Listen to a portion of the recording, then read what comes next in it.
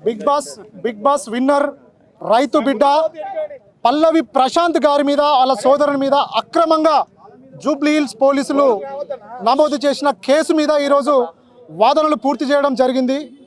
ఈరోజు రైతు బిడ్డ తరపున నాంపల్లి క్రిమినల్ కోర్టు బార్ అసోసియేషన్లో దాదాపు 50 మంది న్యాయవాదులు ముక్తకంఠంతో ఆర్గ్యుమెంట్ చేయడం జరిగింది. దాదాపు పెద్ద పెద్ద విఐపీలకు, ఎమ్మెల్యేలు, ఎంపీలకు, ముఖ్యమంత్రులకు కూడా ఇంతమంది అడ్వకేట్స్ రారనుకుంటానా.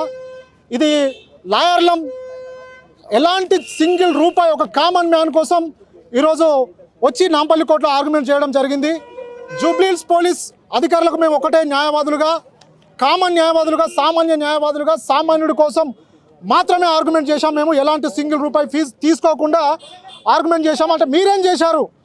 ఒక రైతు బిడ్డ కష్టపడి ఆయన చిన్న చిన్న వీడియోలు చేస్తూ ఊర్లలో ఉండి సోషల్ మీడియాలో ఒక హీరోలాగా ఇమేజ్ సంపాదించుకున్న వ్యక్తి యొక్క కళను గుర్తించి నాగార్జున గారు బిగ్ బాస్లో అవకాశం ఇచ్చినప్పుడు చిన్న చిన్నగా ఒక్కొక్క వారం అందరి సపోర్ట్తో ఉండి చివరికి విజేత అయిన వ్యక్తిని క్రైమ్ చేయకుండా, క్రైమ్ చేసిందని ఆధారాలు లేకుండా ఎఫ్ఐఆర్ బుక్ చేసి ఎవరికి ఆయనకు కూడా ఇంటిమేషన్ లేకుండా, అంటే భారతదేశంలో పోలీస్ వ్యవస్థ ఎలాగా ఫాల్స్ ఇన్వెస్టిగేషన్ చేస్తుంది అనేది పల్లవి ప్రశాంత్ గారి కేసే ఉదాహరణగా నిలుస్తుందని మేము ఈరోజు నాంపల్లి కోర్టులో తెలియజేస్తున్నాం.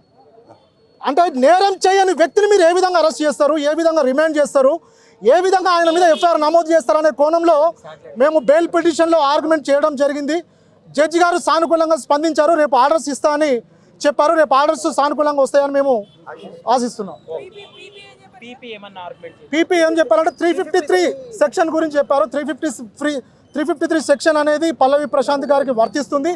దాని ప్రకారం మీరు బెయిల్ డిస్మిస్ చేయాలని చెప్పారు. మేము దానికి కౌంటర్గా 353 అనేది 2 years లోపున్న నేరం. ప్రెజెంట్స్లో అంటే ఇన్సిడెంట్ అయిన టైంలో పల్లవి ప్రశాంత్ గారు వాళ్ళ సోదరులు లేరు. అక్కడ లేనప్పుడు ఆ సెక్షన్ అనేది వాళ్ళిద్దరికి వర్తించదనే కోణంలో మేము ఆర్గ్యుమెంట్ చేయడం జరిగింది.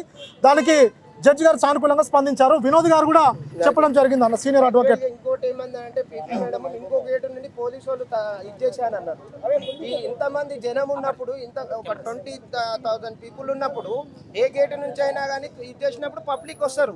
వచ్చినప్పుడు పోలీసుల బాధ్యత ఏంది? ఎక్కడైనా అలిగేషన్ అయినా ఏమున్నా ఈ అత్యాధునిక ప్రపంచంలో కోఆర్డినేషన్ చేసి అంతా డిజాల్వ్ చేసి పంపించేసేయాలి.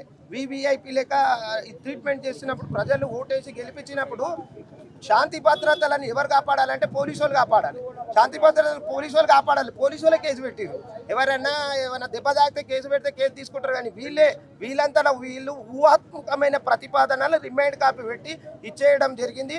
మీరు పోలీసు వాళ్ళకు ఒక విజ్ఞప్తి ఏం చేస్తుందంటే, ఒక రిమైండ్ కాపీ చేసినప్పుడు, ఎఫ్ఐఆర్ చేసినప్పుడు సుప్రీంకోర్టు జడ్జిమెంట్స్ కానీ, ఇండియన్ ఐపీసీలు కానీ చదవకుండా నామమాత్రంగా ఇచ్చేస్తే మాత్రం కానీ ఈ న్యాయ వ్యవస్థ మీద మేము న్యాయవాదులం కాబట్టి న్యాయ వ్యవస్థ మీద నమ్మకంతో మేము ఫైట్ ఇచ్చేస్తాం. సామాన్య రైతు కుటుంబంలో జన్మించిన అతన్ని అభంశుభం తెలియని పల్లవి ప్రశాంత్ను ఈ విధంగా ఇచ్చేస్తారు. అదే వివిఐపీలు ఎవరన్నా పెద్ద కుటుంబం వల్ల చేసినప్పుడు, అనేక సంఘటనలు అయినప్పుడు ఇలాంటి అదే జూబ్లీ హిల్స్ స్టేషన్లో పెట్టారని నేను అడుగుతున్నాను. కాబట్టి దయచేసి ఇప్పటికైనా పోలీసు వాళ్ళు ఈ కేసును ఇది చేసుకోవాలని కోరుకుంటున్నాను.